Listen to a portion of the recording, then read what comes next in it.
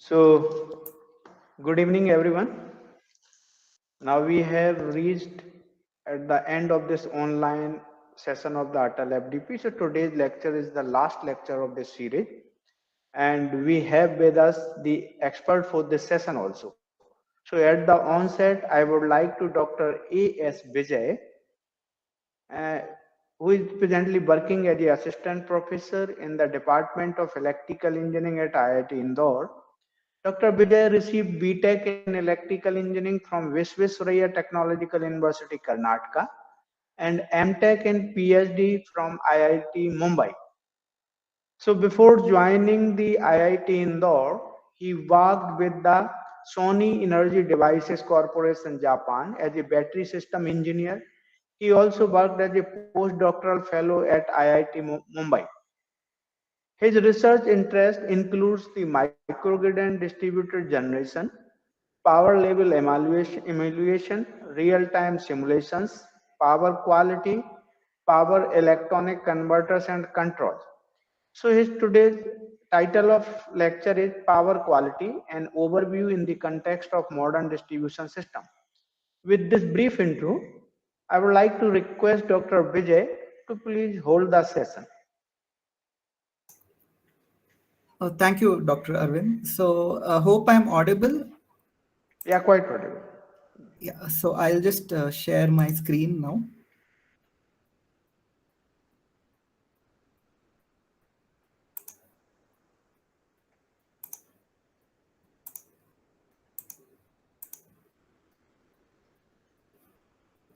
So, is my screen now visible? Yeah, visual. You just turn into the PPT mode, so that would be better. Yeah. So, is it okay now, sir? Is it fine? No. It's not in PPT mode now. Okay. Change it in PPT mode.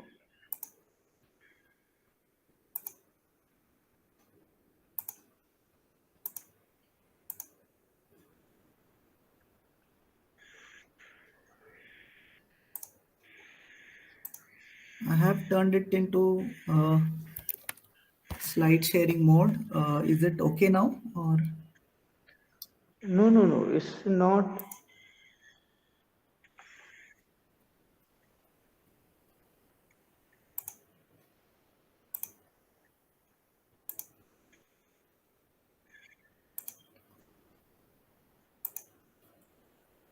how about now? Still, now, It's not. if you can enlarge it, that would be better because it is not in PPT mode. You just click in it, then it will come screen. Okay, I'll just share the slides again. I'm sorry for the delay. No. It's a technical issue. And solve it.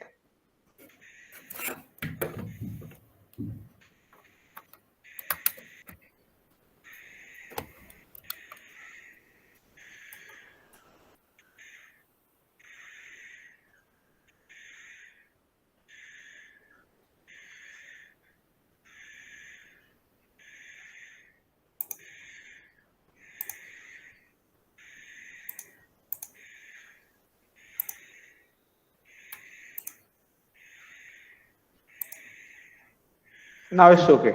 It's okay? Yeah. Why Okay. not so? Okay, very good evening to all of you. I'm sorry for the technical glitch initially. So I am Vijay. I am been working as an assistant professor at the Department of Electrical Engineering at IIT Indore since last January. So today I would be through this online session giving you a brief overview of power quality in the context of modern distribution systems. So my area of work is essentially in the aspect of renewable integration, that is microgrids. And I would be trying to, in the later half of the second session, mainly giving examples from the aspect of microgrids.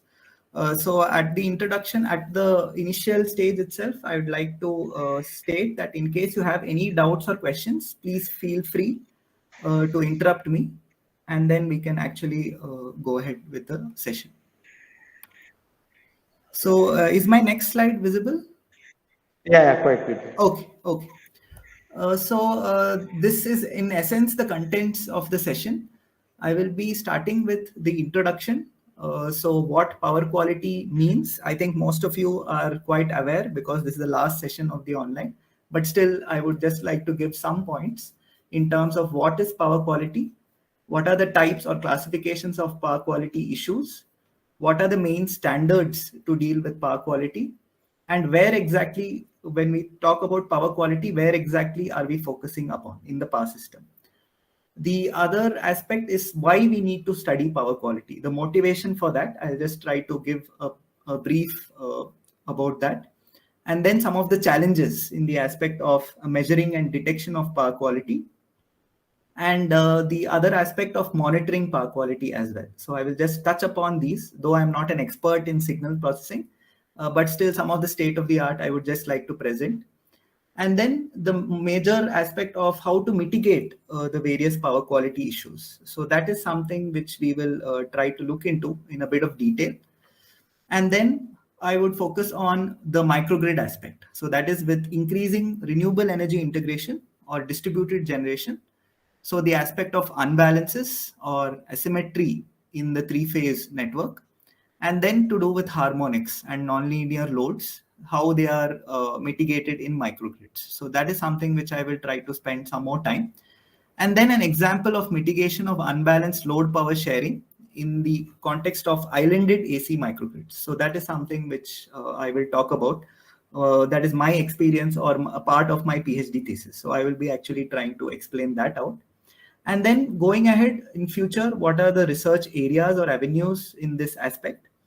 And finally, the conclusion with, of course, a lot of references. So with that, we will try to go on. So in the introduction, I would just like to say that there are several structural changes the current grid is undergoing. One of the important things is that the generation is moving from a centralized approach to a more distributed approach. So this is essentially due to the penetration of renewables, because as we all know, we need energy which is green and clean and less polluting in nature. And the other aspect is that it is not going to be just unidirectional from a central power system or a power generating station, but more bidirectional in nature. The other aspect is that all these renewables are integrated through power electronic converters. So these are different from that of the conventional synchronous generation based sources in several aspects. The major ones are that they have limited power reserve capacity. What I mean to say is that they have no inertia. So in case there is a sudden change in load or generation, then the fluctuations in voltage and frequency would be larger in the context of power electronic converters, or when we have several power electronic converters which interface the renewable sources. The other aspect is that these are nonlinear circuits. So essentially, power electronic converters consist of switches. So these switches are turned on and off. So therefore, it is a nonlinear circuit, and this switching definitely will affect harmonics. Okay. So as we go ahead, we will talk about this in more detail. So these are just some studies which are available in the literature. So we see that for USA, approximately 70% of the PQ disturbances are customer originated, whereas 30% the remaining is caused by network operators. So what I mean to say from this figure is that the loads have a significant effect. Nowadays the loads are again interfaced through power electronic converters. So you have some front end power electronic converter which actually supplies the actual load. So therefore, those again being nonlinear in nature, they cause power quality issues. The other aspect in Europe, again, you have some statistics here, mostly voltage sag and interruptions. So that area of the world has to do more prone to storms and so on. So these interruptions are the major power quality issues there. And harmonics is quite tightly regulated out there, okay, in the range of about 5%. The remaining, of course, would be typically through faults and so on. So what exactly do we mean by power quality. So I think by now you are the participants would be quite familiar. So I would not spend too much of time, but I will just quickly go through this. So the term is applied to a wide variety of electromagnetic phenomena in a power system network. So what do we mean by good quality? Essentially, the ability of the power system to deliver undistorted voltage. By undistorted, I mean a sinusoidal voltage. It could either be a single phase sine or a three phase sine, but a pure sine wave or a cosine wave. And of course, the current and frequency at the regulated or the rated levels. So that is what is meant by good power quality. So power quality also describes that the ability of the load to function properly. So if suppose you are able to supply the load with a proper good quality power, then it would ensure that that load functions properly. What do I mean by proper functioning? Essentially that it's an optimal performance. So you would get the rated output and the efficiency would be high. So PQD or power quality disturbance, sometimes also called PQI, power quality issue, is any variation in this voltage, either in terms of magnitude or wave shape or frequency. And this would essentially result in a misoperation of the electrical gadgets. So later we will see that the various power quality issues will affect the electronic loads especially. So they are more prone to the issues due to power quality, and that I'll try to give an example of that as well. So again, we have this IEEE standard 1159. So that's the major standard for power quality issues, one of the oldest as well. So I think you are already familiar that typically there are three classifications. One is transient, which is classified as impulsive transient or oscillatory transient. Impulsive is just one impulse or one time phenomena, whereas oscillatory, as we all know, is a fluctuation. It's kind of repetitive in nature. Then you can classify it based on short duration and long duration variations. And these were mainly for the voltage magnitudes and frequency magnitudes. So again, in terms of magnitudes, we have interruption, sag and swell. And also there are sustained for long-term variation classification. We have sustained under voltages and sustained over voltages. And of course, with power electronics, you have harmonics, you have notches, and you have flicker. So these are all not typically, of course, harmonics, you have periodic variations, but notch and flicker are more random variations in the magnitude of the voltage. So this time scale of these phenomena could range from a few nanoseconds or microseconds to the steady state, meaning to say a couple of seconds and more, couple of cycles as well. Okay. So this was essentially a study which was carried out some time back in about 8 European countries, and the various PQ disturbances have been classified. So in that part, we see that the major one is to do with transients and voltage surges. Okay, and harmonics contributed to something about 23%. And then you have the next biggest one being interruptions. Okay, so brownouts and blackouts. So a brownout is essentially for a small interval of time, whereas a blackout is essentially for a longer duration of time, in which the power is not even being supplied to the customers. So then voltage sags essentially caused due to various faults and so on. And then we have several other power quality issues. So this is the kind of overall classification, or one may say the different types of disturbances. We do not have such a detailed study in the context of our country. So hopefully soon we get some data based on this as well. So the various disturbances, as I've already mentioned, in terms of magnitude, there could be sag, swell, transients, and spikes. Okay. In terms of continuity, interruption for short term called a brownout or a long term called a blackout. And in terms of waveform disturbances, you have essentially harmonics, which are due to both loads as well as sources.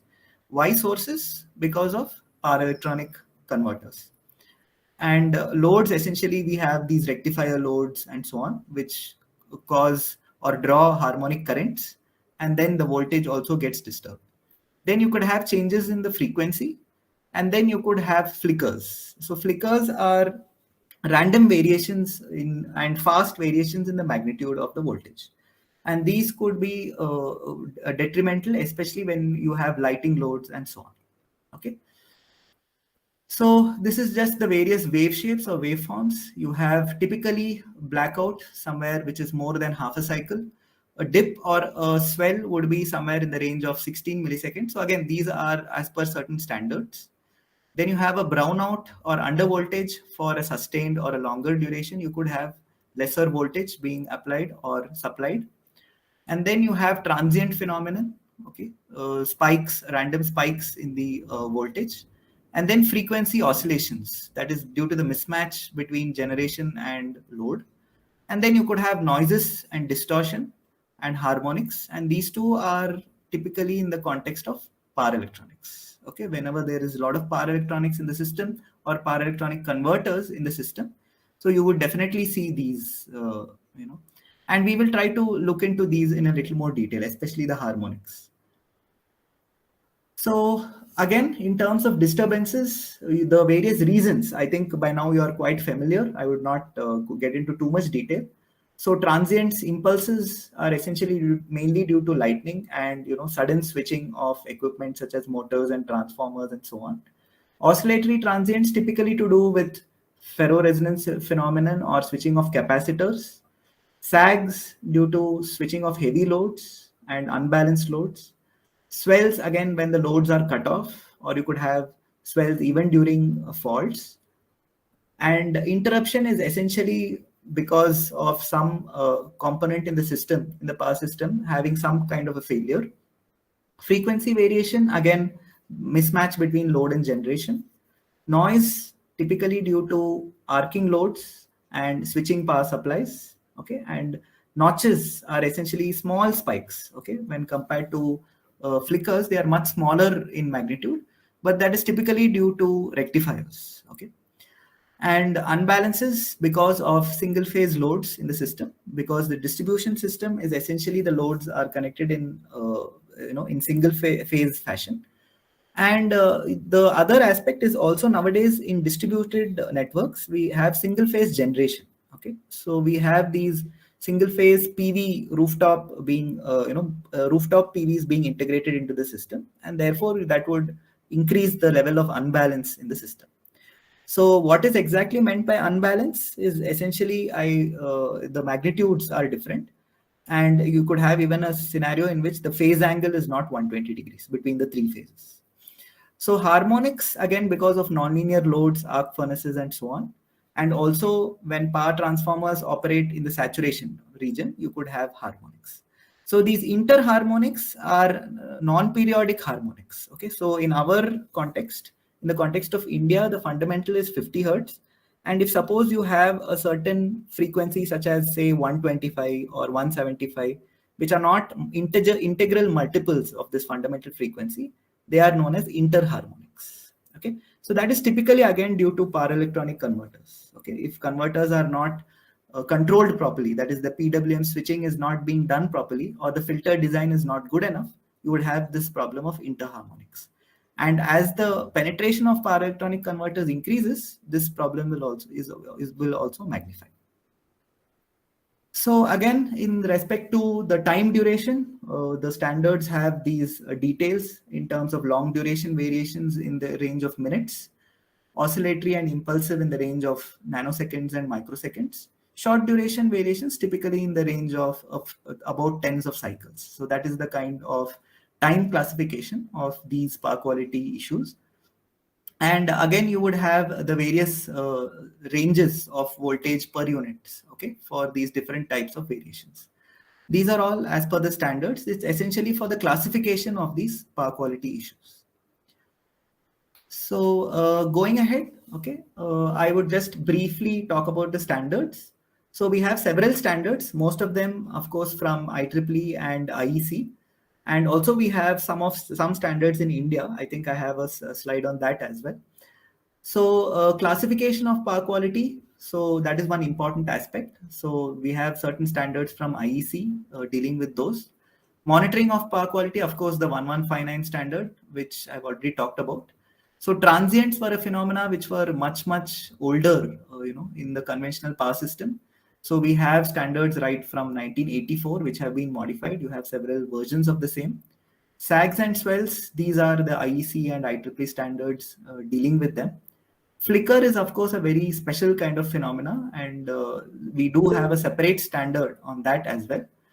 Harmonics, again, 519 is the main standard for harmonics. And then going ahead, the most important one in the context of this lecture is to do with 1547, which is the IEEE standard for DG interconnection. So this also talks about certain power quality limits in terms of what is the maximum possible voltage unbalance factor if you're talking about unbalanced loads, or the harmonic THD, and so on and so forth. So whenever we supply power, we need to ensure that the limits set by these standards, we need to adhere to those. Okay, so that is about the standards. And again, this is just a slide for various guidelines, in terms of from the load perspective, okay, sensitive equipments, and even in terms of measurements of these power quality issues and so on. There are certain guidelines which are like add-ons to the standards, and the various details have been mentioned for your reference. So you can actually look at them in case you're getting into more detail. So this is just a slide on the standards in India. So we have the Central Electrical Authority and then the Regulatory Commission, which is both at the center as well as the states. So most of them have most indices dealing with reliability and voltage variations. Okay, and current unbalance is present only in very few states. And harmonic, again, you have THD for voltage and THD for current. And this is also not present in most of the states. One of the important things is there's no proper well-established implementation framework in the context of India. One example is that since I was working in unbalances, so I could see that the Central Regulatory Commission or code had a different limit for the set for the voltage unbalance factor, whereas the VUF for the states, for different states, it's actually different. So this is something which we need to take up in more detail. And I'm sure that with the increasing penetration of these renewables and so on, the power quality regulations will also be tightened in our country. So going on, where do we talk about power quality? So mostly whatever I've talked about so far is in the context of AC. But going ahead, we see that DC distribution systems are also going to be extremely popular, because most of our renewables and energy storage is to do with DC, and several of our electronic loads also have they need DC supply at various voltages. So this is essentially a reference which talked about power quality in DC microgrids or DC systems. Okay, so even in the context of DC, people talk about sag, undervoltage, overvoltage, swell, oscillatory transients, and so on and so forth. Okay, so of course, in DC systems, the complexity is much lesser when compared to AC. That's because there is no concept of reactive power. Okay, in DC, there is only real power, and therefore there's only one main metric, that is to do with the value or the magnitude of the DC voltage. Okay, so power quality is directly linked only to the voltage. There is no concept of frequency out there. The other thing also has to do with, these DC systems cannot exist alone. They would be ultimately connected to the AC grids. So therefore you have AC offsets, noises, notches also coming into picture. And a very important aspect in DC systems is these constant power loads. So again, power electronic interface loads, which will again affect not only the power quality, but also the stability of the systems. Okay. So not only are we talking about power quality in AC systems, but going ahead, we need to look at power quality even in DC systems. So that is what I'm trying to say in this slide. So now, why do power quality issues occur? So I think you are already familiar with this. So switching on of high loads or high power loads, transformer energizing, line energizing, capacitors switching on, switching off, and so on. So all these affect the voltages, okay? And they have transient swells, frequency variations, notches, spikes, etc. So all these are reasons for the power quality issues being generated. In the context of renewables, again, if you have PV systems, say for example, so this PV systems, the input is essentially solar energy, and that solar energy is not a constant. Okay, So the sun will also move up and down and the clouds move in and out. Okay. So all these cause fluctuations in the output power, which is generated by PV systems, and these cause flicker. Okay.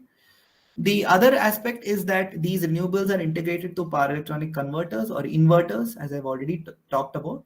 And if the switching frequency is not implemented properly, okay, and the control is not implemented properly, then again there would be problems of harmonics and so on. Okay. And of course, just like generators, if you have sudden disconnection of large PV systems, you could have voltage unbalances, low voltage phenomena, and other power quality issues. Okay, so all these have been observed, and there are actually case studies, dealing with each of these. I will not get into too much detail, but I'll just try to give the overview of things. Okay. So in modern systems, we are talking about active distribution networks. Okay. By active, we mean that there are sources which are integrated at the distribution level. So essentially, that has to do with PV, not majorly wind, but majorly only PV. And of course, you have these energy storage systems such as batteries, UPS, and so on and so forth. So mainly the problems can be classified into voltage related problems and current related problems. Okay.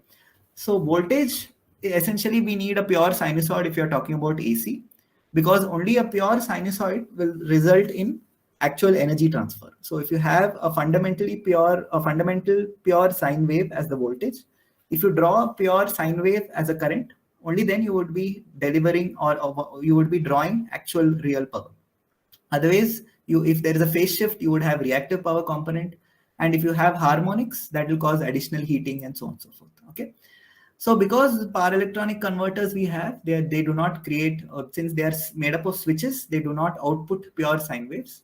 So we again have these harmonics, and then you could have, depending upon the renewable energy input, you could have swells, sags, imbalances, and so on. Okay. And then in the context of distribution networks, you have several loads. Okay. As electric arc furnaces is a classic example of a flicker. Okay. Rectifiers a classic example of notches. Okay. And then several control systems or say for example drives, which are typically controlled through a front-end power electronic converter. So again, they would have some specific phenomena associated with them. Okay. So they would have harmonics, power quality complications, and so on. Another typical example could be a scanning machine or a Xerox machine, which has pulsed load. Okay, so you could have large amount of voltage fluctuation in this particular case. Okay, so these are the main classifications in the context of active distribution networks. Okay. So in terms of the issues, okay, why do we actually need to focus on power quality is because they cause a lot of problems for us. Okay. One is that the equipment do not perform properly. Okay. They could have malfunction. The other thing is that they would be in a suboptimal kind of a performance. Okay. So therefore there could be loss of efficiency and loss in terms of economic loss as well, reduction in useful life. And then you could also have these other problems. Okay, so even if one load is drawing a harmonic current, you could actually disturb the supply to the others or the neighboring equipment. Okay, and you could have issues such as series and parallel resonance and so on and so forth. Okay, so one major important or very recent issue is to do with sensitive electronic loads. Okay, so again, these power electronic converters or front-end converters, they are made up of switches, power electronic switches, and these have very, very limited overcurrent handling capacity or overload capacity. So therefore, these electronic loads are highly sensitive to power quality issues. Okay, so that is what I'd like to mention here. And then I just stop here before going into the motivation. So any questions so far? Any issues? Yeah, there are one question written in the chat box. Yes. Uh, what is the question? Can I? What voltage level set for DC microgrid for improving power quality? Okay, so the standard for DC microgrids, the recent standard from IEEE is that it should be operated at 36 volts. Okay. So the fundamental voltage should be 36. Okay. And you could have DC-DC converters bucking and boosting depending upon the loads. Okay. So DC systems are not still, very well evolved. And if you go in for higher voltages, circuit breakers we don't have. So that is the reason why the standard says 36 volts. Okay. Yeah. Yeah. And Miss Sangeeta, would you like to ask something? Because you Sir, raised. Yeah. for DC by Druid, it is said by sir that it is 36 volt, Yeah. and for whenever we are going through smart grid, what Yeah. is the standard voltage according to IEEE?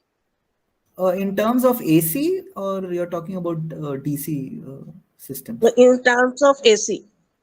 Okay, in terms of AC, there is no such standard voltage because the different countries have different voltages. So their distribution network, say for example, in Indian context, for single phase is 230, and for three phase is 440 or 415.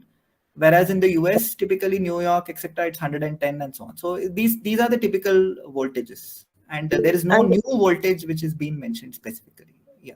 okay, sir. And then for DC, DC, the recent standard says that DC systems should be operated at 36 volts. 36. Okay. Yeah, yeah, Thank you, sir. yeah. So Thanks. that is from the There is IEEE standard. one more question in the chat box.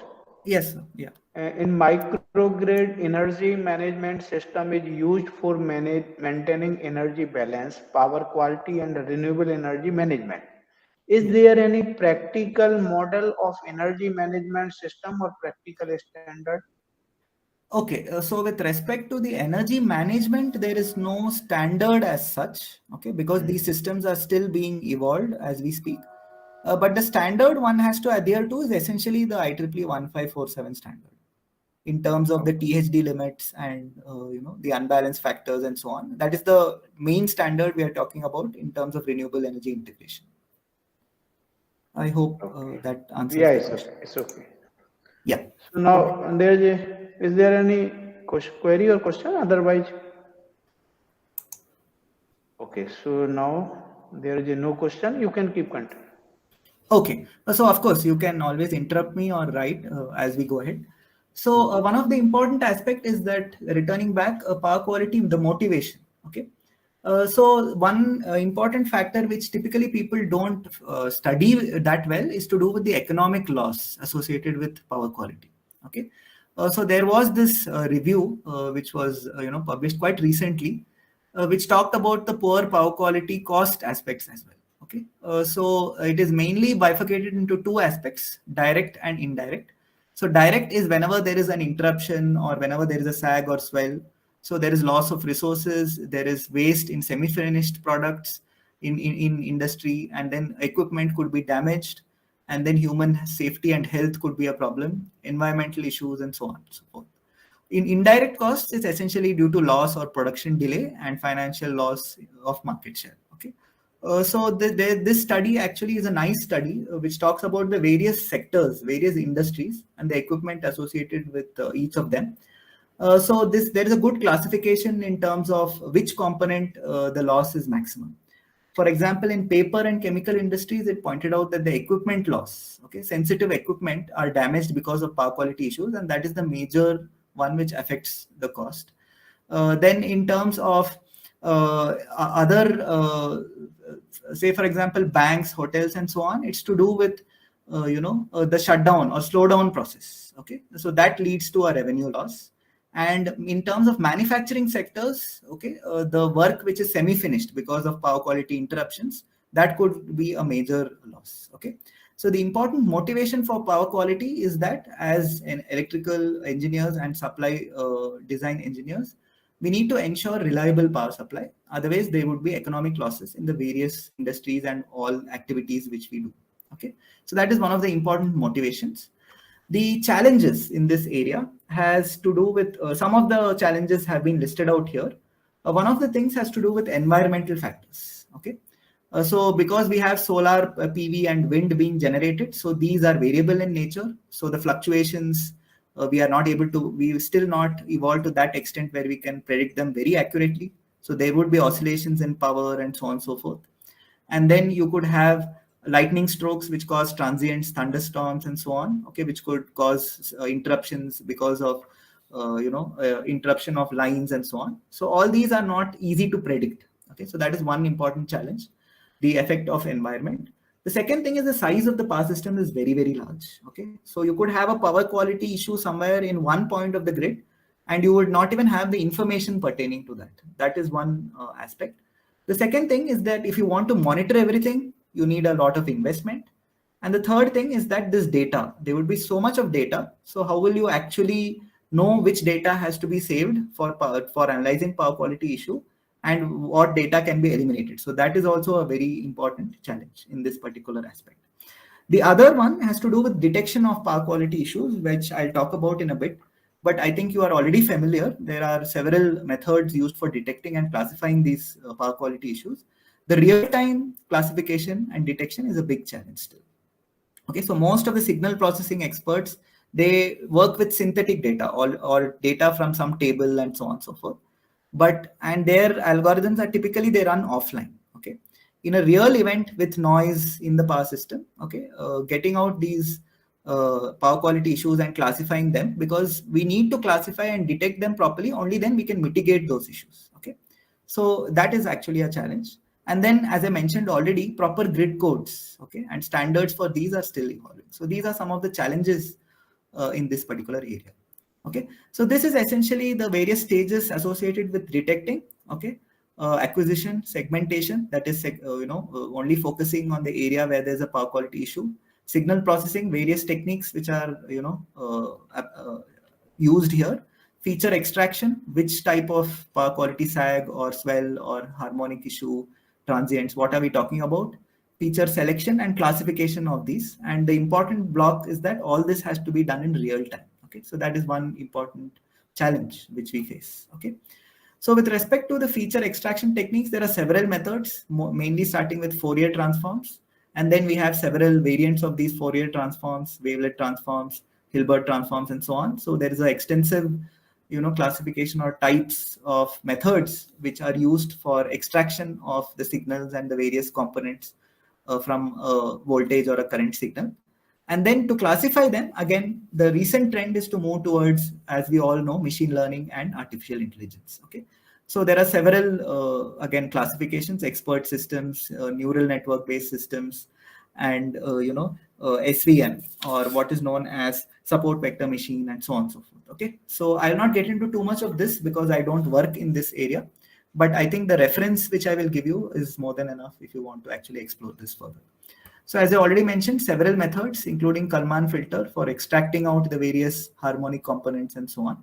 And then they have been classified in terms of their efficiency of performance and for multiple events. Okay, so not only just an isolated single power quality event, multiple events is also one important thing which we need to test out these algorithms. Okay, so some work is actually, a lot of work is actually going on in this particular area. So the generalized block diagram of power quality disturbance analysis is being shown here. So you have pre-processing and post-processing essentially.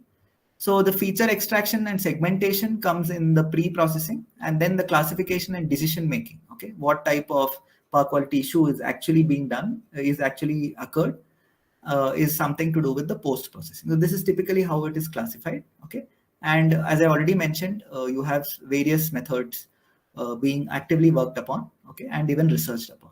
Okay, so these are just some of the classifiers which are typically used. Okay, and optimization techniques for signal processing is also an active area. So a lot of people are actually working on several algorithms for trying to classify, to work on the data and try to actually find out which type of power quality issues actually occurred in the system.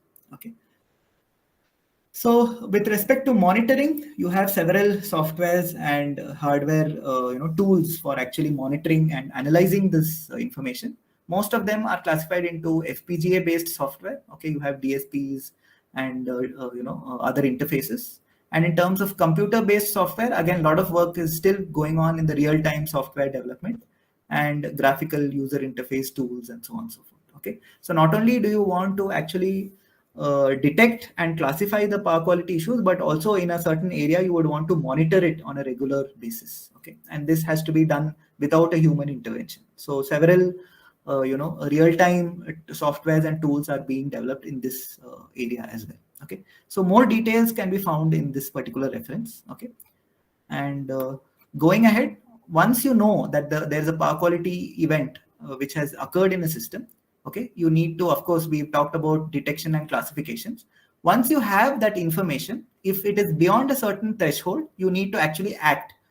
You need to actually mitigate that issue. Okay, so that is where the various mitigation approaches come into. And the traditional, I'll of course talk about the mitigation issues in more detail as we go ahead.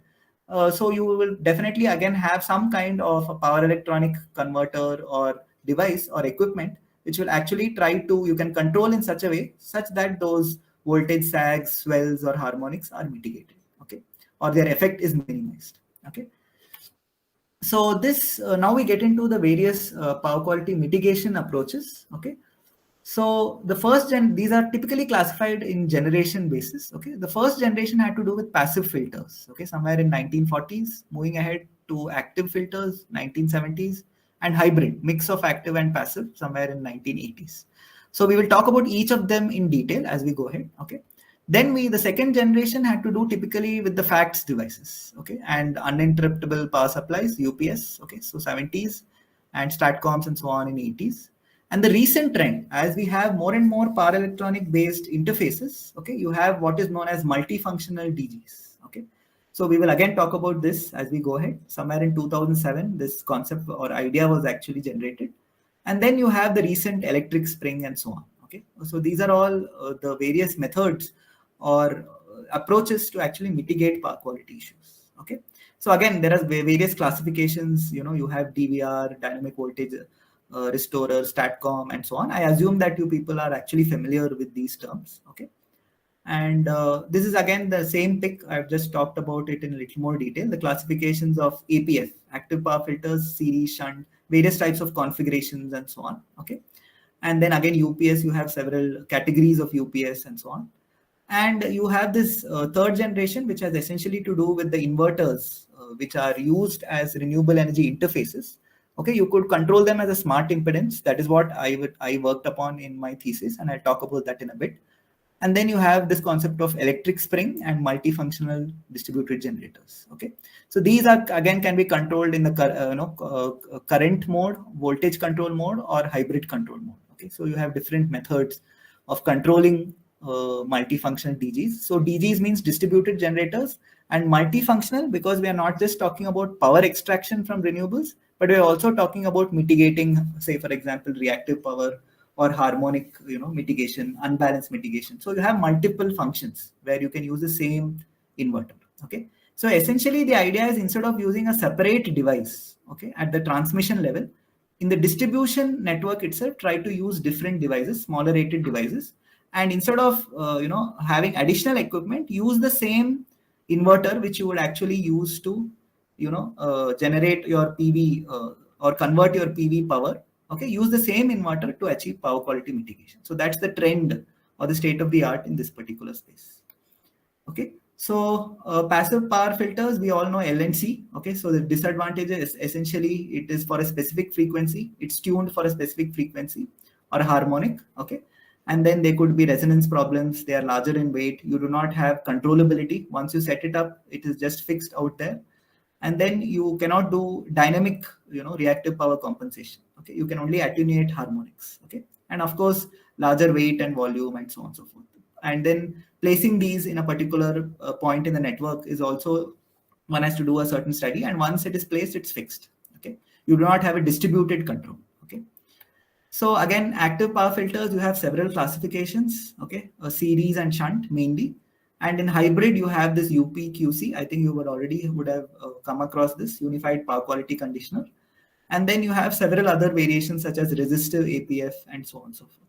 Okay, so the broad classification has to do with shunt and series. So in shunt, what you're trying to, I'll talk about series first. In series, what you're trying to do is you're trying to inject a compensatory voltage, okay, to the system, such that you try to mitigate the drops. Okay, so if you have a load which has both harmonic and fundamental, so H for harmonic, F for fundamental, the harmonic drop will affect the voltage for other equipment. Okay, so you want to actually compensate that voltage drop. So that is what you're trying to do with an inverter, and then you have a small capacitor or maybe a small battery here, and then you can actually inject voltage such that you would have a kind of sinusoidal voltage being applied to the load. So that is the idea of a series APF. And the shunt APF is essentially the dual. Okay, you're trying to inject a current. Okay, and we are trying to measure the load current, which is harmonic.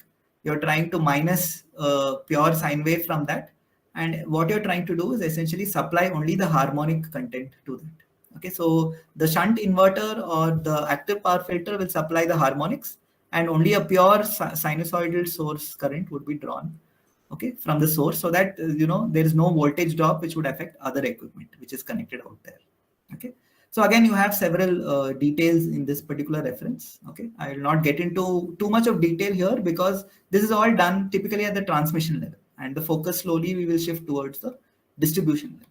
Okay, so various classifications of APF. So this is again similar to that of inverter classifications: current fed, voltage fed.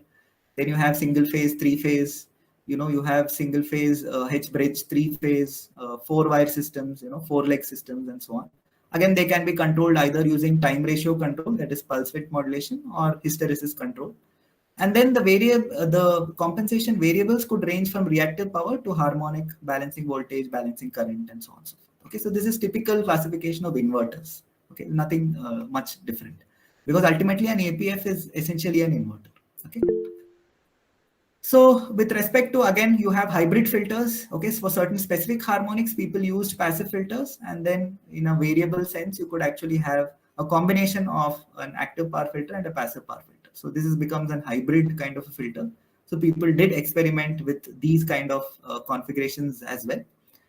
And then you could, the other second generation essentially had to do with FATs, okay, flexible AC transmission systems, in which again the broad classification is shown in this particular table. Okay, so you have series devices, essentially thyristor controlled, series reactors or series capacitors, and also static synchronous series compensator. Okay, so this is essentially inverter, okay, which is used to inject compensatory series voltages. Okay, then in shunt you have StatCom, which is essentially a VSC again, and you have static work compensators, which could have thyristor series regulator, reactor, and then you could have capacitor and switched reactors, okay, which are connected to the system.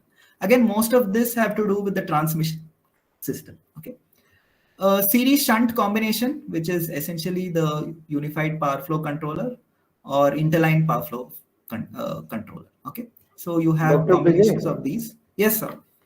someone raised hand actually. Yeah, sure. Please ask question. Someone raise hand. Is there something on the chat box or? Yeah. Shangita Das Biswas. Madam, is there any question? No, sir. No, sir. Till now, no. Hey, somebody then raise the hand, na? No, sir, it is by fault. Yes, okay. Okay. Then there is one Yeah. query from Soumyadi Bhattacharya. You can see in the chat box, Dr. Vijay. Yes.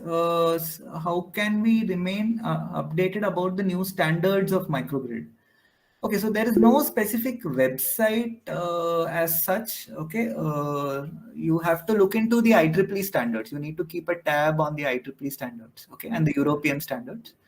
If there is something called Microgrid Knowledge Center, okay, if you could do a Google search on that, maybe you could get some resources. Okay, so this is more so still a research kind of a topic. So that even now there are several standards related meetings which come to IEEE members and so on. Okay, so there is nothing which is completely involved, already evolved as such. Okay, okay, how we can understand that the standard data is updated and correct? Okay, so this is still work in progress. Okay, there is nothing called completely updated, and it's still an evolving idea. Okay, so therefore I hope that answers your question. For improving power quality, some wind power system convert their AC voltage to DC voltage and again convert it to AC voltage, providing stable output. Is it economical to use? Okay, so this is not done with respect to power quality. Actually, AC to DC conversion is done because if you have a wind generator, okay, the frequency of the AC generated by the wind itself varies depending upon the speed of the the turbine. So therefore, to have a constant frequency at the output, you need to convert it in some form. Okay, so type 2 generators or type 3 machines used gears. I think type 2 used gears to have that speed conversion. Whereas completely power electronic based, wind turbines had to use that, you need to do that double conversion, AC to DC and then DC to AC, such that the output side is always constant frequency AC. So that is not to do with power quality, but it's a fundamental, aspect of wind, operation itself. Okay. So of course, whenever you have a power converter, you can always play with it to have better power quality issues. Okay, multifunctional capability and so on. So that is also an important, aspect. I hope that answers your question. Any further queries, questions? No, not it. You can. Yeah. Okay. So I'll just carry on with this. Okay. So that was essentially to do with the the second generation facts. Okay, and again in terms of UPQC, there are several kind of classifications. Okay, I would not get into the details in the interest of time. Okay, but most of what I'm discussing is actually available in that reference, which I actually showed out here. Okay, so I will share these slides. So therefore, I think you can actually go through them. And one important idea is that the recent trend is to use DGs, okay, distributed generators. So you have these inverters which, interface the solar PV and wind and so on and so forth. And those you're trying to actually make use for not only injecting the power from the renewable which you generate, but also to do this power quality conversion or power quality improvement. Okay. So distributed generator based UPQC. So these are also, the kind of state of the art in this particular aspect. Okay, so this is also comes under the aspect of multifunctional, DG or multifunctional distributed generator. So again, with respect to DGs or distributed generators, the other idea, okay, is to not operate at maximum power point. Okay, so whenever we talk about a solar PV unit or so, we typically think of that we need to always operate at maximum power point. Okay, from the point of economics, of course, one would want to extract maximum power from a solar or a wind turbine, but in order to have that little bit amount of power reserve, so what is being done is that you deliberately don't operate at MPPT. Okay, so that idea is what is known as flexible power point tracking. Okay, so without modifying MPPT, you need additional devices, such as if suppose you want to have some power reserve because the solar or wind is always fluctuating, you need to have some storage device. Okay, or you need to curtail load. You need to have smart loads which can be switched off. So that will obviously storage is expensive, and smart loads you need communication. So that is also expensive. Okay, so without modifying MPPT, you have these options. Whereas for when you modify MPPT, you could have mainly three categories. Okay, power limiting control, power reserve control, and power ramp rate control.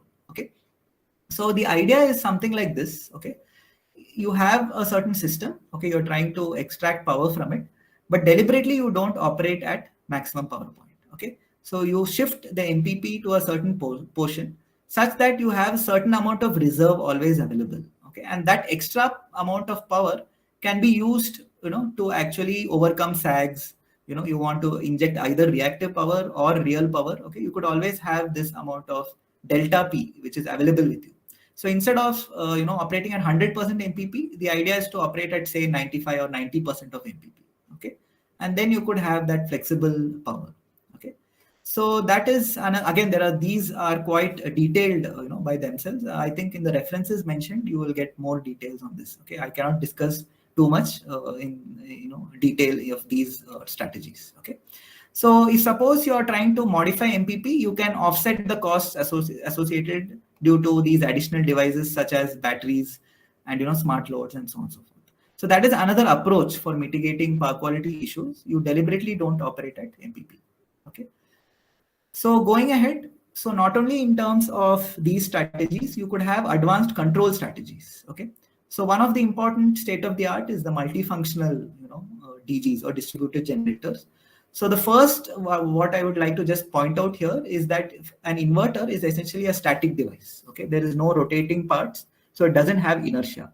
So whenever this solar PV or wind falls, if you do not have storage, you would definitely not be able to supply that much amount of power to the grid, and you would have voltage and frequency fluctuations happening in the grid. Okay, so the rate of change of frequency and the frequency dips in case of excess load being added here, etc., would be quite severe. Okay, so in order to overcome that, you are trying to make inverters behave as synchronous generators. Okay, so you in deliberately, though it doesn't have inertia, in terms of the response of output power, okay, with time, you try to add certain delays, or you could say a certain emulate the synchronous generator behavior out here, such that you are able to overcome the issues associated with power oscillations and voltage oscillations. Okay, so that is the concept of virtual synchronous machine. So this is also somewhere in 2006, 2007. It's an idea, and now there are several, a lot of methods of emulating synchronous generators. One is that you modify droop control. Okay, so droop control is essentially parallel operation of inverters. If you modify those slopes, okay, droop coefficients, you could have virtual synchronous emulation. The other thing is to emulate the swing equation. Okay, so there are several architectures in terms of control which people have experimented for trying to have artificial inertia in the system. Okay, so that is one power quality mitigation approach. The other one has to do with multifunctional power quality improvement devices. Okay, one is smart impedance. Okay, which I will talk about. It is to do with virtual impedance. Okay, the other one is electrical springs. Okay, so that is what we'll discuss soon. And then multifunctional DGs, because you have an inverter with some DC, AC side you can always play with. You can do reactive power, compensation, harmonic currents. You can inject, whichever type of current you want. If you want to have unbalanced compensation, harmonic compensation, reactive power compensation, all that you can do with the inverter. Okay. So this electrical spring is essentially a power electronic converter, okay, which is connected to some non-critical load in some part of and connected to the bus in some part of the system. Okay. So this non-critical load, okay, will behave as a smart load. So essentially, if you switch on this, only then it will get connected to that. Okay. And the other thing is, since you have this DC capacitor or some DC energy storage here, you could inject voltages, okay, to support the voltage at the bus. Okay, so that is the idea. So what a mechanical spring does in a mattress, okay, the electrical spring does the same in a power system by regulating voltage and preventing under voltages or over voltages. Okay, so when the voltage goes up, you switch on such that current starts flowing through this non-critical load. So you will try to bring the voltage down, and when you have the voltage being dipped here because of the drops in the lines, okay, you could actually inject reactive power to bring up this voltage. Okay, so this is kind of a diagrammatic representation. As you move from the source towards the loads, the voltage keeps dipping. But if you have these electrical springs, you could actually inject reactive power to compensate for those drops. Okay, so these could either be single phase, or in the network you could have three-phase systems. Okay, and the idea is that they not only provide voltage support, but you can also store electrical energy. If you have a battery here, when there is too much of voltage or less load in system, you could actually charge up that battery and store them. Okay, and then you could also damp out electrical oscillations. Okay, you could either inject voltage or absorb power, inject power or absorb power. Okay, and if there are oscillations, you could damp them out effectively by turning them on and off. Okay, so that is the recent kind of idea. Okay, electrical springs. Somewhere in the last decade, okay, 2011 or so, the first idea was proposed, and now there are almost several works and review papers in this, 2-3 review papers in this area as well. So this is again just the example. Okay, if it is, you have a spring which is not stretched or not compressed, essentially your electric spring is not injecting any voltage in the system. Okay, and if it's compressed, you're talking about there is a force which is opposite. Okay, just like a spring minus kx, Hooke's law. Okay, you inject voltage. Okay, and when it is extended, you're talking about absorbing, the force acts in the opposite direction. You're trying to bring the voltage down, so you control your power electronic converter such that there is a negative voltage across its terminals. Okay, so that is the kind of idea where you're trying to mitigate voltage oscillations and power oscillations using the concept of distributed power electronic converters. Okay, So that is what is called as electric springs. Okay. So are there any questions so far? I'll like to stop here and then we can continue because now we'll Yeah, be there going is a to one question in the chat box. yes, sir. Sir, what constraints should be necessary to consider for designing advanced multi-level inverter? Okay, so this multi-level inverter, it depends on the application. Okay, there is no general statement to it.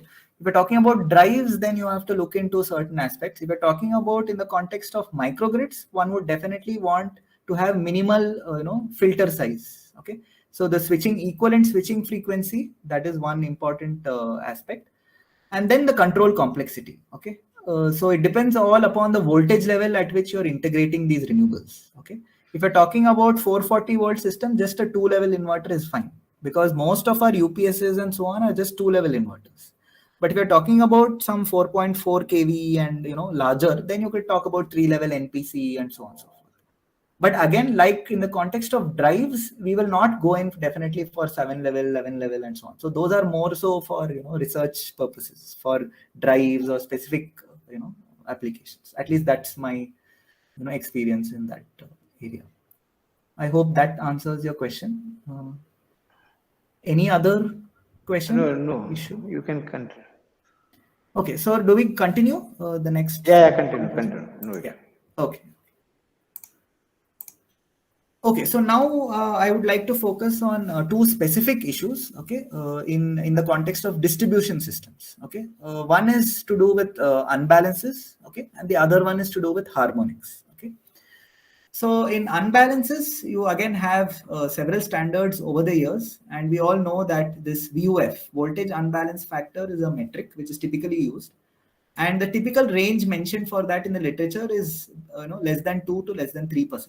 Okay, and this voltage unbalance factor is the ratio of the magnitude of the or the value of the negative sequence voltage to that of the positive sequence voltage. Okay, so why do unbalances occur in the system? It is essentially because you're talking about distribution networks. Okay, so there is no transposition, lines are not transposed, so inherently they are asymmetrical. Second thing is loads are connected because they are connected across line and neutral. They are single phase loads, most of the distribution loads. So therefore that causes asymmetry. And the third aspect, as I already mentioned, is because you're talking about single phase rooftop PV generation and so on. You're talking about generators which are distributed and low power generators. Okay, so they are also single phase. So because of all these issues, or in terms of the network itself, in terms of load, and in terms of generation, you have asymmetry or unbalance, which is a major problem. Okay, as we go ahead with increased renewable penetration. So this VUF, maintaining this, though it may seem a very small percentage, with all these issues is actually a challenge. Okay. And again, you have several standards talking about unbalances for industrial power systems and the distributed network, microgrids, and so on. And there are various metrics which are actually used for them. In India, we see that the maximum limit for unbalance is different depending upon the voltage level. Okay, so when you're talking about transmission systems, it has to be much lesser, 1.5% for 400 kV. 220 kV should be around 2% maximum limit, and lesser than that in the distribution side, it's 3%. Okay. So in the context of microgrids, okay, microgrids are essentially parallel, renewable energy sources which are connected through power electronic converters, and they can either operate in the islanded mode. Okay, so islanded mode means it is not connected to the grid. They can, act as a separate entity. So they will just generate whatever power is available. You could either store them or supply the loads, critical loads or loads in the system. And the excess power, you have to either you should go away from MPP or you need to actually use storage. Okay, so that is what is the islanded mode of operation. In the grid connected mode, the idea is to extract maximum amount of power from the renewable and try to feed it into the grid. Okay, so these are two different operating modes for microgrids, and essentially the unbalance aspect in each of these is a little different. Okay, so of course, in the aspect of unbalances, one would have these what are known as 2 omega oscillations in power. Okay, so if you talk about a three-phase power supply and you have this VA, VB, VC and IA, IB, IC equations being written out. And if you see that there is a change in magnitude, you could have essentially oscillations which are of 2 omega in nature, okay, twice the fundamental frequency. So suppressing those oscillations is a problem. Protection of these systems is also a challenge.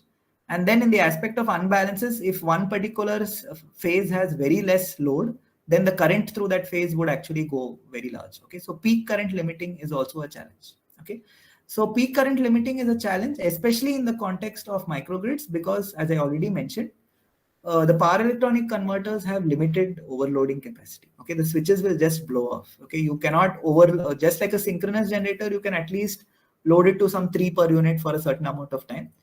But in inverters, you could only load it for 1.25 per unit maximum, and that is for a very, very limited time. Okay, because they cannot stand overcurrents for long durations, power electronic semiconductor switches. Okay. So in the context of islanded mode, okay, the other issues have to do with sharing of unbalanced currents. Okay, so this is the problem which I actually worked upon as part of my thesis, and I will be presenting that in a little more detail. And the other issues are maintaining a balanced PCC voltage and suppressing circulating currents. Okay, so if you have the 3 phases not being not having the same impedance, you would have this phenomena of circulating currents, okay, flowing between the phases, and that will obviously cause more heating, and it may damage the power electronic semiconductors and so on. Okay, with respect to the grid connected mode, you have these faults, okay, LVRT ride through strategies, okay, low voltage ride through, which is of course a very common thing nowadays, and synchronization aspects, when there are these unbalanced voltages presented by the grid to the microgrid. Okay, and the other lot of work has been going on even in this reference current generation. Okay, so if there is a dip which is unbalanced in the grid, so these inverters can be controlled to either inject sinusoidal balanced currents, or you could have sinusoidal unbalanced currents. You could have non-sinusoidal, that is harmonic currents being injected. So you could have a lot of flexibility in what type of power you actually inject to actually overcome that unbalance or LVRT problem. Okay, so as I mentioned already, problem of voltage unbalance is mainly due to unbalanced distribution of loads. Okay, the other aspect in the grid connected mode has to do with unbalanced faults. Okay, so LLG faults, and apart from triple L faults, most faults are unbalanced, as we all know. Okay, so this is just a block diagram, okay, for mitigation of unbalance, typically using distributed generators. Okay, so it may seem very complex. So the idea is essentially that you need to operate this in droop control. Okay, you have an outer voltage inner current controller, which is the typical style for inverter control. And then you have this this PQ droop control, which is giving you the reference set points for the voltage and frequency outputted, that has to be outputted by this DG. Okay, and you try to change those, okay, based on voltage unbalance factor. Okay, so you have some secondary level of control, which could either be based on communication, which is a central communication, or it could be a distributed kind of communication. Okay, so you monitor the voltage at the PCC, okay, where several of these DGs are actually connected, and then you try to analyze the power quality there, try to find out the voltage unbalance factor if you have too many unbalanced loads and so on. And then you have a reference voltage set by the standard, or that could come from a central controller, okay, a tertiary level control. And then you could actually see the deviation, try to change the set points for this voltage and frequency, mainly voltage of these inverters. Okay, so thereby you would be able to compensate that unbalance in the PCC. Okay, so this is the typical kind of structure. What I worked upon was for the islanded mode of operation, I looked into this concept of smart impedance or virtual impedance. Okay, so I try to vary the virtual impedance as a function of the unbalanced current, such that if you have 2 or more DGs, distributed generators, connected in parallel, you would both of them or all of them would share that unbalanced load, in proportion to the ratings of the inverters or the renewable energy source to which it is connected.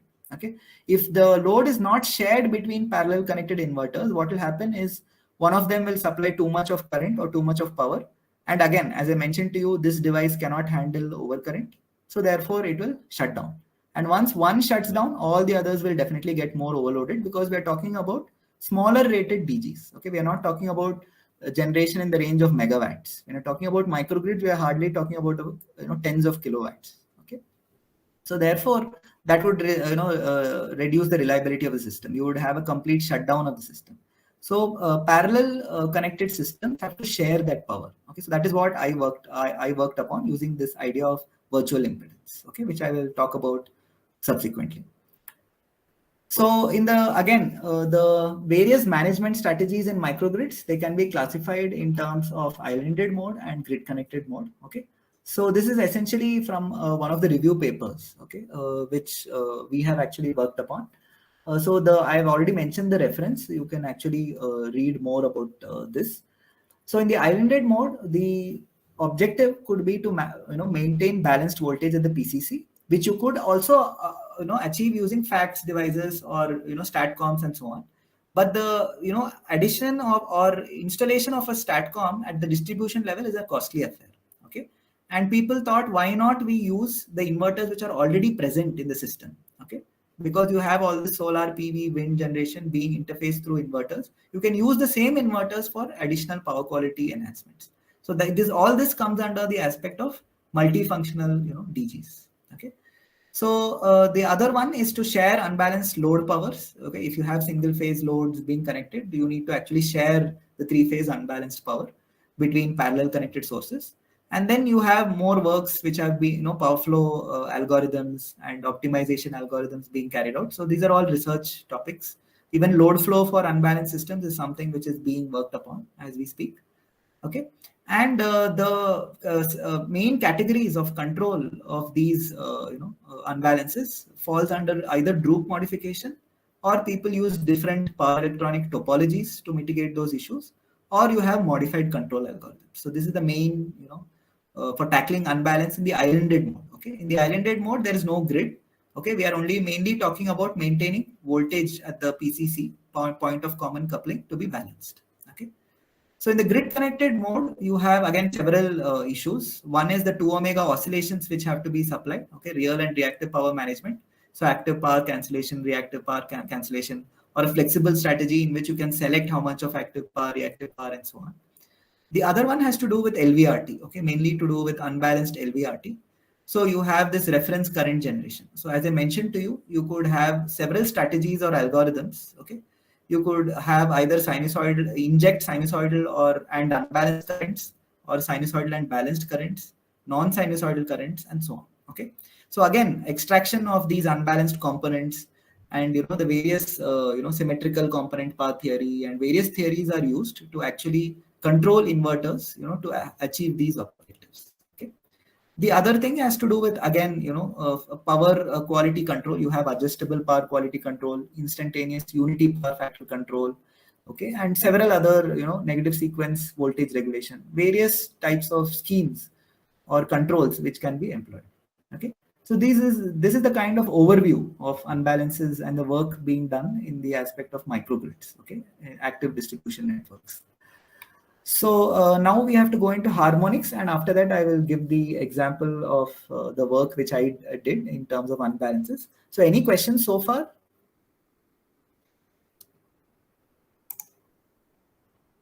In chat box something is there. Yeah. Okay, I think short overview of droop control in microgrid related to its objective function and limitations. Okay. So this droop control again is a huge topic by itself. Okay, so there are a couple of review papers. Maybe I can hunt them out and share it with you people. So the idea is droop control. You are trying to change the voltage and frequency of each distributed generator. Okay, such that load power gets shared equally or proportionately depending upon the ratings of the inverters. Okay. So the main objective function is power sharing. Okay. The limitations of droop control is that if suppose you have this slope being implemented in the controller, you would not be operating at the rated voltage or the rated frequency. You would always have this delta V or delta omega which is coming in. Okay, just like I showed here. okay, you will have this V and omega, but it will be as per a slope. Okay, depending upon the real power, you would try to vary frequency and reactive power voltage. Okay, or you could even have a scenario in which the system is resistive in nature. So then it will be ulta. Okay, the frequency will be coupled to real power and voltage. Frequency will be coupled to reactive power. Voltage will be coupled to real power in systems which have high R by X, more resistive networks. So when you droop them, you would definitely, the output voltage will be less than the rated. Okay. So then you need to do some compensation to bring it back to the nominal value of the, out here and so on. So those are some of the, disadvantages or issues. Okay. Recent advancement in droop control essentially has to do with, VSG, virtual synchronous generator implementation, or people try to change the structure to achieve better and better reactive power sharing. Okay, and they try to add lead compensators, and so on in the structure. They're trying to vary the change the structure of droop control itself. Okay, to have better inertia, better power sharing, and so on and so forth. Okay, and people are also coming up with non-linear control, NPC based control, and so on and so forth. Okay, so that's the overall statement which I can make about droop controller now. Is it okay? Any other specific questions? No question. Now you can continue. Okay. So I'll continue with, after unbalances, I'll just give a brief of nonlinear loads, okay, and harmonics, okay.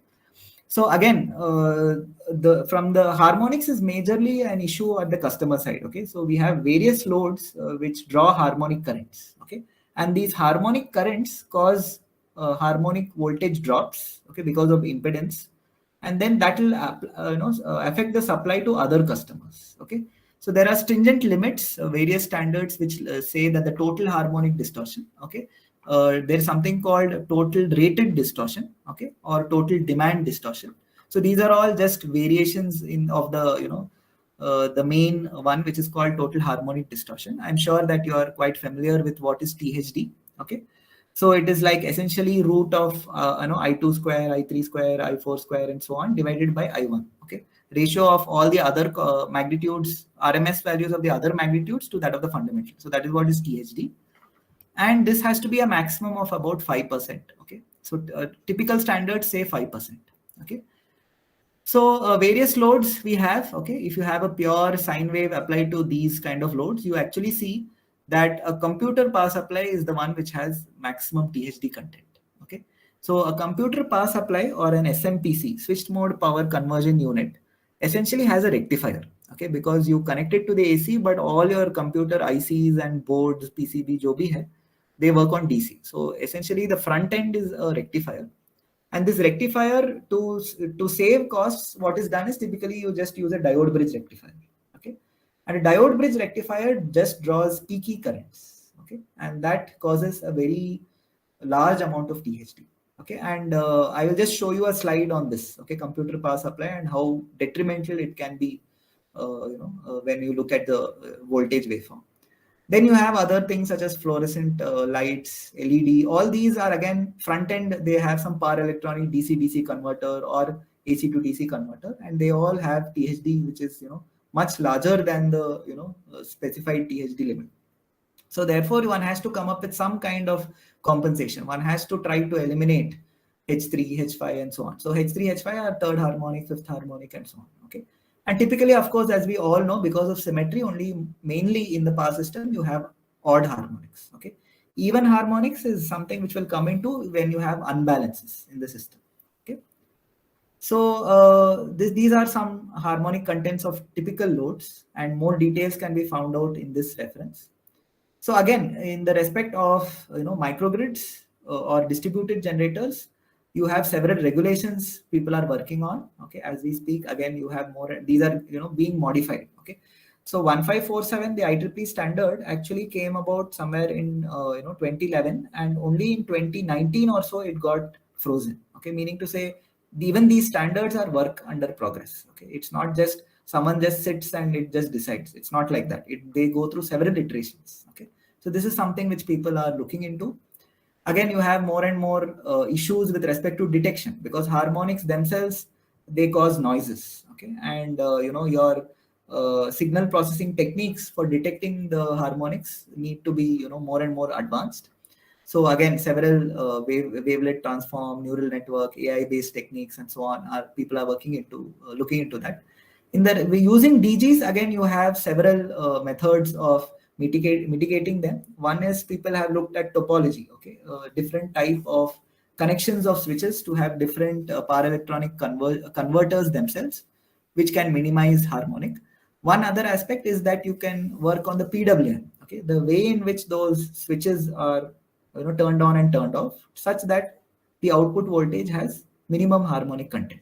Okay, and filter design, all these come under control and topology. Also, people are looking into various types of nonlinear controls. Okay, so not just PI based control, people are or PR based control, proportional resonant or proportional integral. People are looking into deadbeat, H infinity, model predictive control, and so on and so forth. Okay, so people have also talked about the smart impedance and or virtual impedance for harmonic mitigation.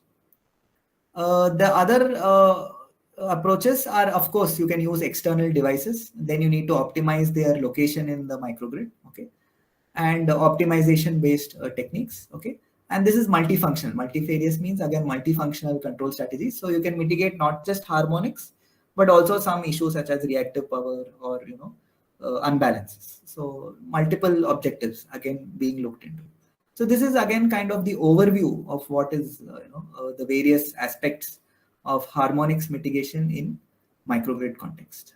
Okay, so now I'll just show you some waveforms here. So I think all of you are very familiar with harmonics. If you have a fundamental sine omega t, you could have sine 3 omega t, which is essentially the third harmonic. Okay, so you have, this is the magnitude 0.3, and the sum of these two will essentially be this red kind of waveform. So it is not a pure sine wave, but it moves towards a square wave. Okay, I think all of you are familiar with Fourier series and so on.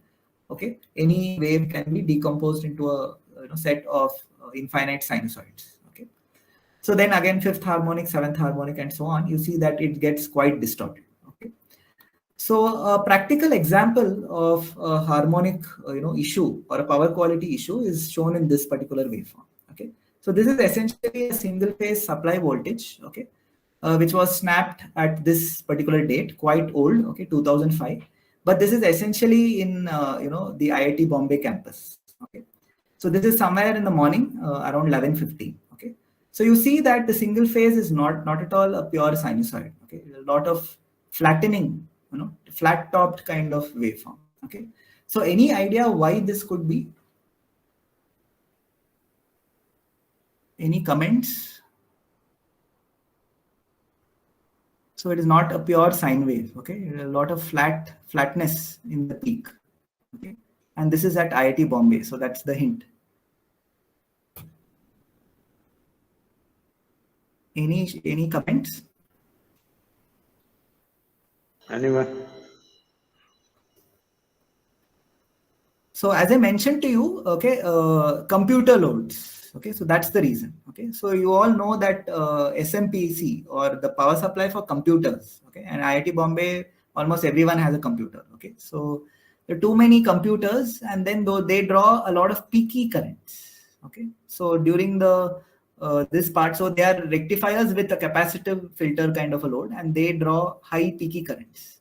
So the sum of those peaky currents is so large, okay, that it almost causes a drop of about 5 to 6 volts. Okay, so the nominal being 325, that would be the peak. Okay, 5 to 6 volts, and the wave shape is kind of distorted. Okay, so this is essentially due to many computers which are connected to the mains. Okay, and of course nowadays we have more sophisticated rectifiers. Okay, we have these synchronous rectifiers which act as the front end for computer loads or computer power supplies, and then you could see that it's much better now.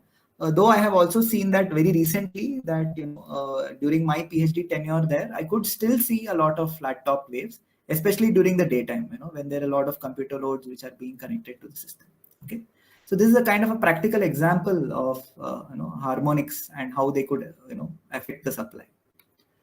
So in the context of microgrids, okay, you could have inverters which are connected to the nonlinear loads. There could be a PCC and it could be connected to the grid. Okay. So depending upon what quantity you want to regulate as a pure sine wave, you could have mainly three strategies. Okay. So PCC harmonic compensation means that the current drawn from the grid and the PCC, the point of common coupling to where all these resources are connected, need to be maintained sinusoidal. Okay, so whatever nonlinear components of the load current, they have to be supplied by your inverters. Okay. The other one is local load harmonic compensation. So that means to say that the microgrid should supply only a pure sine wave, and the rest of the harmonics could come either from the DGs or from the grid. Okay. The last one is that you control each individual DG to always supply a pure sine wave current. Okay. And the rest of the harmonics have to be taken care by the other sources or by the grid. Okay. So respectively, they are called PCC harmonic compensation, local load harmonic compensation, or DG line current harmonic. Okay. So this is essentially the kind of broad strategies in which people work on for mitigating nonlinear loads or harmonics in the context of active distribution networks. Okay. So why do we not need harmonics? I mean, harmonics is something which is negative. Basically, because for every part of the power system, they cause additional heating. Okay. In rotating machines, they cause torque pulsation, they produce noise. In transformers, again, audible noise heating. Copper losses increases as frequency increases. I think we are all familiar with that. Cables, again, additional heating. And in the context of distribution networks, the neutral wire, okay, has to be sized accordingly. Okay. So if suppose you have these third harmonics and they are significant, lower harmonics are always larger in magnitude typically. So we all know that the neutral current is the sum of IA plus IB plus IC. Okay. So therefore, if it has to be rated to carry thrice, at least thrice, and in the presence of harmonics, maybe even 5 to 6 times the current through each of the phases. Okay. So neutral wire sizing in the context of harmonics is quite an important aspect one has to look into in the design of these systems. The other one in terms of power factor correction capacitors, thermal voltage stress, and electronic equipment are, of course, they are always sensitive to harmonics. Okay, it affects their control system. It may even cause devices to blow out and so on. Okay, and in protection, you have maloperation of relays because zero crossing is not very clean in terms of nonlinear loads. Okay, in the presence of nonlinear loads. Again, in the context of harmonics or nonlinear loads, especially in microgrids, there are two important points. One is interharmonics. I already told you they're not integer multiples of the fundamental frequency. So non-periodic harmonics, okay, such as 125 hertz or 275 hertz and so on and so forth. Okay, they are all to do with power electronic switching frequency. Okay, and their effects on the output voltage. Okay. And there's something called supraharmonics, which are essentially 2 to 150 kilohertz range. Okay. So again, these happen mainly because of power electronic switching, converter switching, and power line communication signals and their interference with the rest of the system. Okay. So interharmonics is typically studied up to a range of about 6 kilohertz. Okay. So that is the kind of frequency band we are talking about in terms of harmonics. Okay. Is there any questions so far? Because now I'll go into the topic of unbalanced mitigation and then move towards the conclusion. Hello, sir. Yeah. Sir, I am Sangeeta. I'm Yes. asking if we want to improve the power quality, then nowadays which optimization techniques are used? Advanced optimization for power quality improvement. Okay, so that is something which I will not be able to off the shelf say something about because I have not worked on optimization techniques. But mainly with respect to the, you're talking about the power quality detection, the signal processing, right? Signal processing means what are the optimization? Advanced optimization.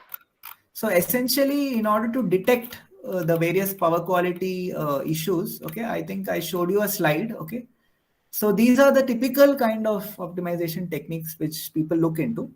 So, but this has to do more so with the processing and detection of power quality. Okay. With respect to control, one can say that model predictive control, which is essentially an optimization based control, is the one which people are looking into for control of power electronic converters to mitigate power quality. Is that Okay, sir. Okay, sir. I think more of this you can definitely look into from the references which I have mentioned. Okay, sir. Okay. Thank Yeah, you. yeah, yeah. There is a more question in the chat Chat box. box. Yes, yeah. Which optimization technique is superior for SHE, PWM, and multi-level inverters?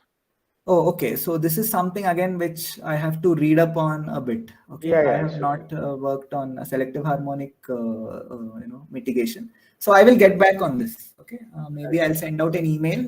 The concerned person may send out an email so that I'll look into that. Because I have not worked on this, I don't want to comment. Right, would be better. Yeah. Any other questions? I think now there is no question in the chat box. At the end, if there will be question, then we can take. Yeah. Okay. Okay, so now I will get into just a brief of the work which was a part of my thesis. Okay, so wherein I looked at an islanded microgrid, and then I used the idea of a smart impedance or a virtual impedance to kind of share the unbalanced loads proportionally amongst parallel connected distributed generators. Okay, and that once you share load powers, proportionately, you could also ensure that the PCC voltage quality is good. Okay, so that is the kind of work which I looked into. So predominantly in the islanded mode, the issues because of unbalanced loads are overcurrents and high circulating currents. Okay, because the phases are not balanced, you would have power flow or current flowing between the phases. Okay, and then you would have unbalanced voltages at the PCC. Okay, which because they are most of these systems are weak. Okay, by weak I mean their impedance is large. Okay, they are predominantly resistive networks. Okay, and when you have a lot of resistance or a lot of impedance, you would have these drops also which are significant. Okay, so therefore you will have poor voltage unbalance factor. Okay, then the power sharing amongst sources when you have unbalanced loads is of course by inherently power sharing itself is not proportional. When you have unbalanced loads, again that aggravates the problem. You would have certain smaller rated converters or converters which are nearby the unbalanced load. They would supply larger current, and then you would have this problem of overheating of those power electronic switches, and that particular converter has to be shut down and so on and so forth. Okay, apart from all this, you also have this oscillations in real and reactive power. As I mentioned to you, twice the fundamental frequency. Okay. So mitigation approaches are typically modified droop control strategies. People have looked at what is some example could be a per phase droop control strategy. Okay. So you try to vary VA as a function of PA, VB as a function of power in phase B, and so on and so forth, and try to use a topology which could actually change the single phase output voltages. Okay. So that kind of combinations of control, etc., people have looked at. The other modified control is that you try to have compensatory voltages and currents being injected. So this is something similar to that of FACTS devices. Okay, compensatory series voltage or parallel currents can be added in the system.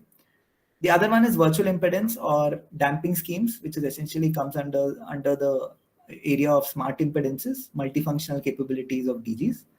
And then you have some communication based techniques. As I mentioned to you, you can monitor the voltage at the PCC and then try to actually force the voltage unbalance factor to be within a limit by changing the voltage and frequency inputs to the inverter. Okay, so one important thing we need to understand is always there is a compromise between good PCC voltage quality and accurate unbalanced power sharing in the islanded mode. Okay, so because you have these different distributed generators being connected through different lines. Okay, you will see that if you try to alter the unbalanced currents flow, you would definitely have these drops, okay, which are kind of altered, and therefore simultaneously achieving good unbalanced current sharing and PCC voltage. Okay, simultaneously to achieve that is a challenge. Okay, So this is the kind of control strategy which we actually came up with. Okay, I would again, it may seem very complex. I will not get into too much detail, but I'll just try to speak in the overall idea sense. So you have an inverter-based distributed generator, and then it is connected to some loads, and of course there is a three-phase unbalanced loads. Okay, so this DG would supply some amount of current. Okay, and of course you have several other inverters which are also connected in parallel. So the idea is to make all the inverters, okay, supply almost equal amount of unbalanced power to this particular load. So what is done is, okay, the control is typically implemented in the DQ frame. Okay, so you have to have this transformation done, and of course there is a outer voltage inner current loop for the positive sequence, and that the V star and theta star, that is V star and omega star, come from the conventional droop control strategy. And then you have a separate control out for the negative sequence components. Okay, so whenever there is unbalanced load in the system, we know that there will be positive, negative, and if there is a fourth wire, zero sequence also will be there. Okay, so the idea is to vary the amount of virtual drop inside each DG as a function of the output current, output negative sequence current. Okay. So what I'm trying to say is, if suppose you have a DG which is closer to the unbalanced load, it will obviously supply a more amount of negative sequence current because the impedance is lesser. By closer, I mean electrically closer. Okay. So if it is supplying more negative sequence current, what I do is I try to emulate a larger voltage drop inside the controller of this DG.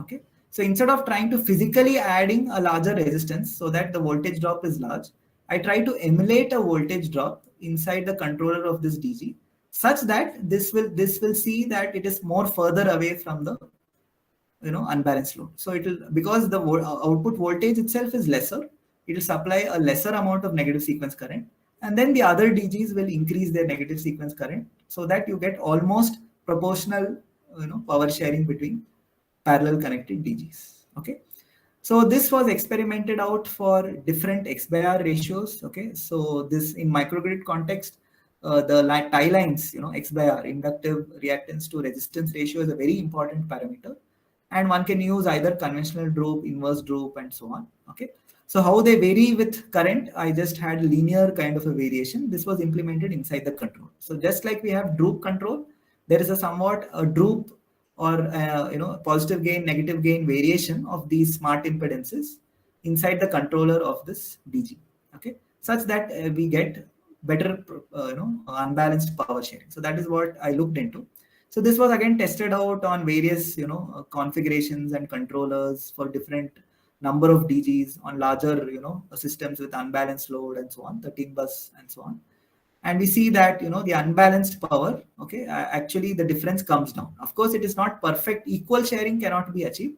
Okay, one may have to go in for some optimization or communication based strategy for perfect sharing, but the difference definitely comes down. Okay, they come closer to each other because if you have three equally rated DGs, ideally these three lines should be on top of each other. They should be exactly equal. And note that I'm only talking about negative sequence powers, not talking about fundamental powers. Fundamental powers still get shared depending upon the droop control. Okay, so that is multifunctional capability in which fundamental power is already shared, but we are trying to share even unbalanced powers. Okay, so this was also tested out on the hardware setup which was there, which was built in the lab. And you can see this is just a plot in which you have these currents which are unbalanced, drawn by this unbalanced load.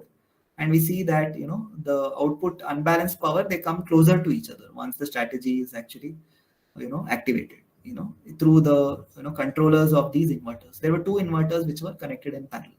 Okay, so these are some results. Again, I'll not get into too much detail, but the idea was that it was tested out for 3-leg, 4-leg systems, hybrid, in which both one is 3-leg converter, one is 4-leg converter, and so on. So with the just a fixed value or a no virtual impedance, no smart impedance, the difference in negative sequence powers between the two sources were so much. When you use a fixed virtual impedance, fixed meaning that there's no variation with respect to current. Okay, so this slope is not actually implemented. Then again, it is a little less, but it reduces significantly when you have this variation with respect to current, that kind of strategy being implemented.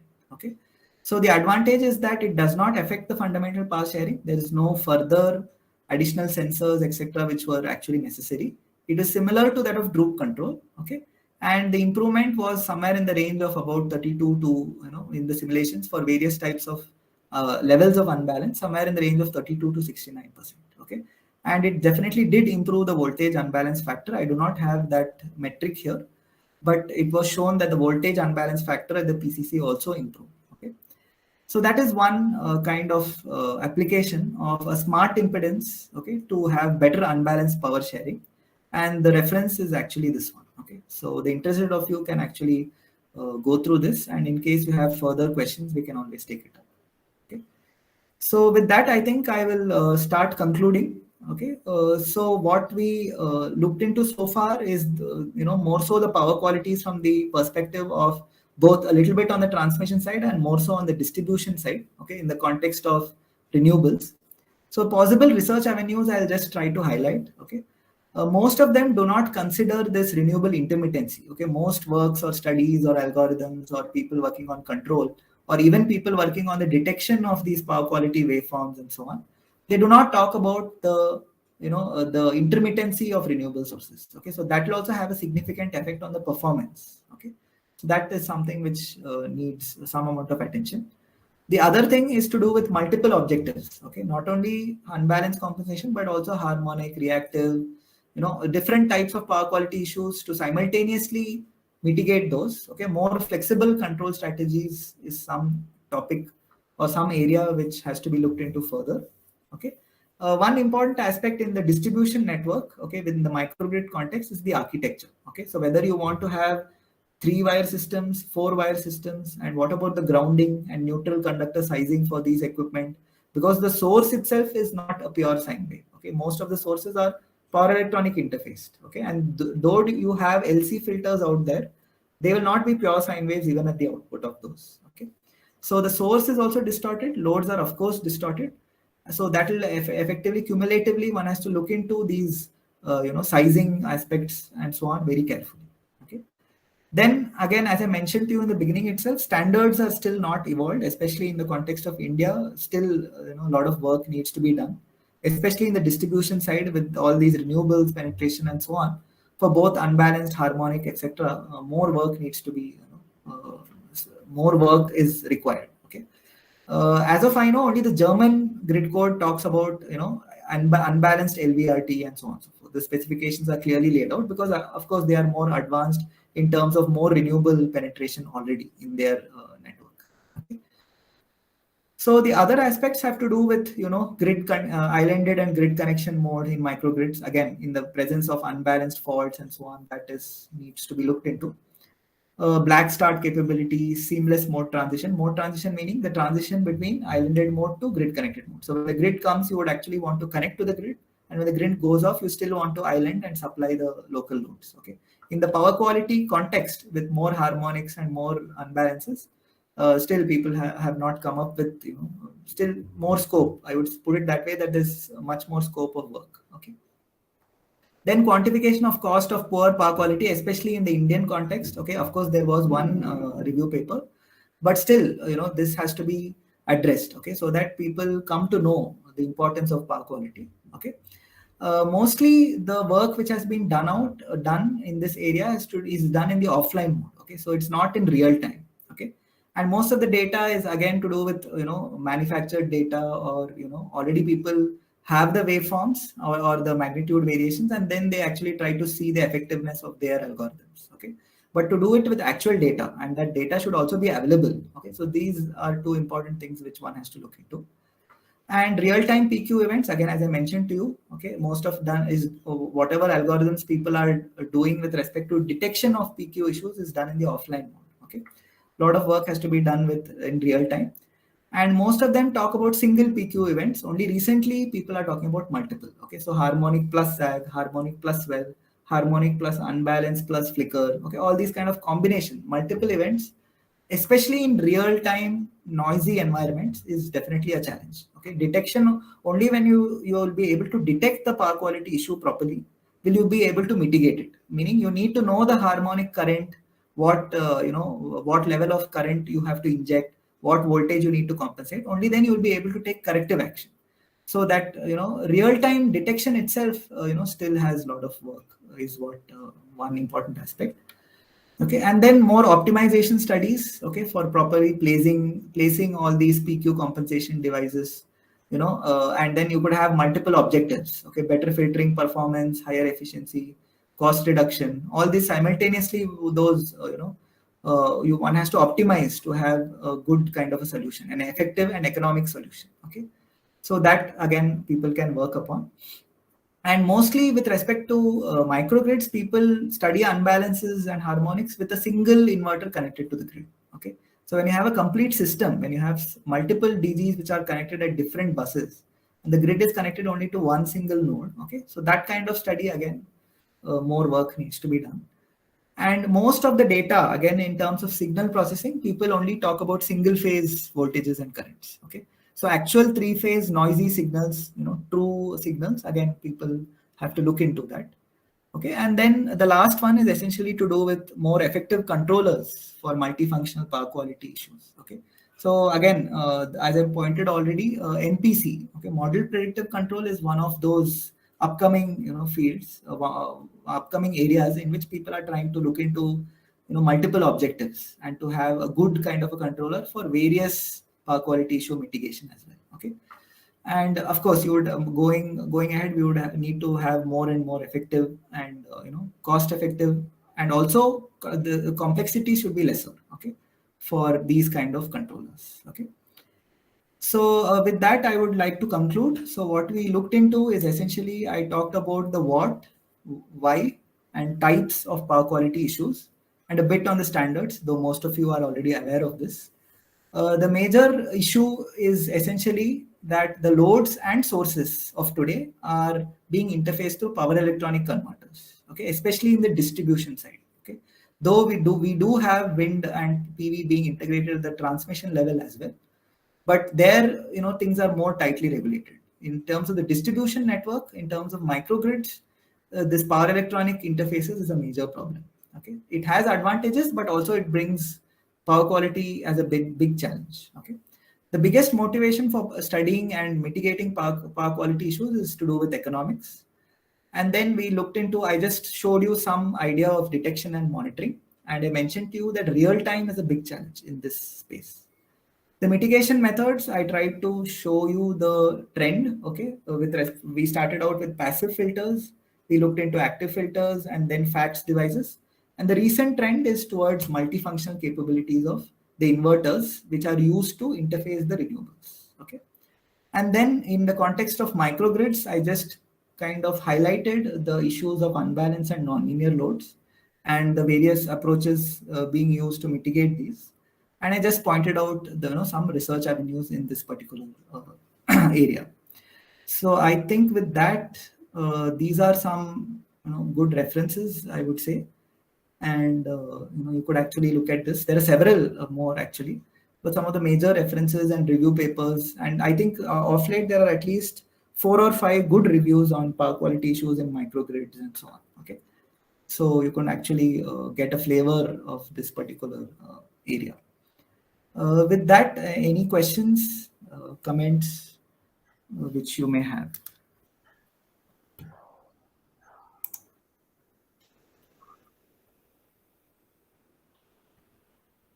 I'm sorry that my camera is not working. My laptop. No, not is not an actually issue. Not an issue. Yeah. So now session is open for discussion. Is there any query or question? Please.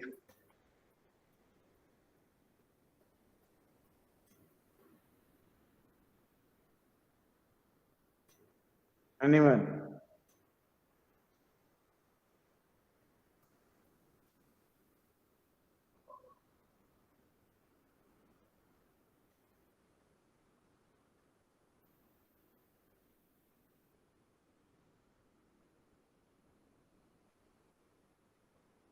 Any comments, any issues? So it shows there is no question. Okay. So I do have I one have small I have question. with me Dr. Bikram, Yes. Mr. Vijay. So he is also the one of the coordinator of this program. Yes, sir. Yes. Right. Dr. Bikram, Thank you, please. sir, for introducing. So I have one question. Yes, sir. Actually, I want to know a little more about the smart impedance you discussed in your presentation. Okay. The idea is essentially it has to do with the same thing which is called as virtual impedance. Okay. The important aspect is that in a microgrid kind of a scenario, when you have these power electronic interfaces for renewables, they do not have too much of overloading capacity. So whatever load is present has to be shared, proportionately. Okay. Correct. And the idea of virtual impedance is that you try to emulate a voltage drop, okay, inside the controller of the DG, so that it tries to see a different effective line impedance. Okay, that means effective impedance you are just. Yes, so that is what is smart impedance. You can have harmonic based impedance, unbalanced based impedance, or just for fundamental power sharing. This virtual impedance is used. And the other state of the art is also to change this value of virtual impedance through communication. So that is also an approach which is being looked into. Yeah. Thank you. Thank you very much. Thank you. Thank you. Somebody is asking one question. According to IEEE 519, Yeah. 5% THD, this is in chat box. Yeah. This for 5% all THD levels for of. all levels of multi-level inverters? So essentially, this THD is a standard or a limiting factor for the PCC of, or the the voltage, the main point to which you connect. It is independent of the topology. Okay. So multi-level inverters will naturally achieve lesser THD. Okay, because you have this kind of the topology in which you have a generation of stepped DC voltages. Okay, so by default, the filtering requirements will be lesser, but the limit is always constant. Okay, 5% or 6%. In India, certain standards also have 6% THD. Okay, this is independent of the topology. It is a maximum permissible limit for your harmonics.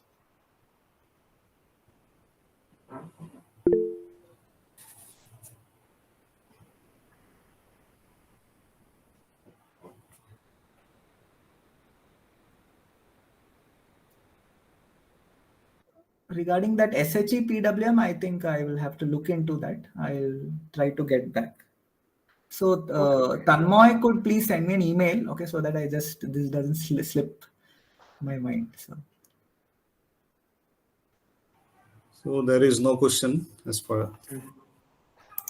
Yeah. So in case of any issues, I think you can just email me or get in touch. Okay. To the best of my capability, I'll try to answer or